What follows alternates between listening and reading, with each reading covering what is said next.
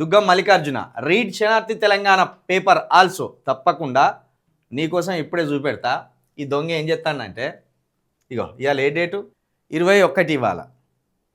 ఇగో ఇక్కడ 19వ తారీఖు ఇంతవరకు పేపర్ పెట్టలే. నిన్న కూడా పెట్టనట్టున్నాడు ఈ దొంగ.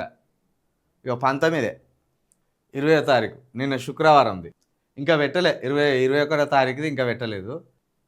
ఏం లేదు, ఇది టిష్యూ పేపర్ లాంటిది, ఏం ఉండదు ఇలా. అలోయో ఇల్లయో 4 వార్తలు ఎదురుతాడు, అవో ఇటో కథం కలగుర కంపలెక్క చేస్తాడు. నేను కూడా పేపర్ పెట్టినా అని చెప్పుకుంటాడు. అది వీని దుర్మార్గం. తిన్మార్ మల్లన్నను కలిసిన మరుగుజ్జు అసోసియేషన్ సభ్యులు. మరుగుజ్జు అనద్దా అని చెప్పింది గారా, దివ్యాంగుల అనాలి చెప్పింది. నువ్వే పెద్ద మరుగుజ్జు కానివి. మళ్ళీ వాళ్ళని పట్టుకొని హేళన చేసినట్టు ఎవర్రా ఇది రాసింది, సిగ్గున్నోడే రాసిన వార్తలేనా, మరుగుజ్జులు అనొచ్చా, దివ్యాంగులు అనాలి అని చెప్పిండ్రు.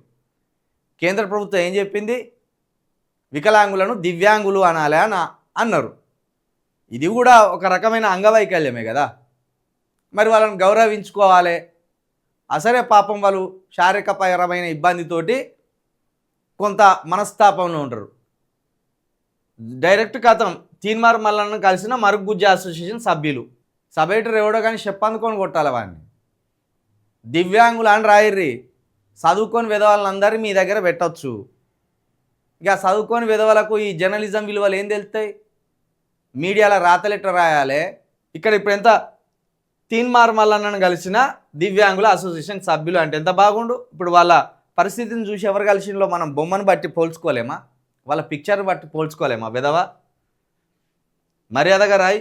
వీడు యూట్యూబ్ టీలు గాడు, వీడు ఆడ కూర్చొని వీడు దొర లెక్క, వాళ్ళు బానిసల లెక్క కూర్చొని ఒక 20,000 రూపాయలు ఇచ్చినట్టు పొంకనాలు పొంకుతాండు. 20,000 ఇచ్చి ఎన్ని వేల కోట్లు సంపాదించినా 20,000 ఇచ్చి కథం చేతులు దులుపుకుందాం అనుకుంటున్నావు దొంగ.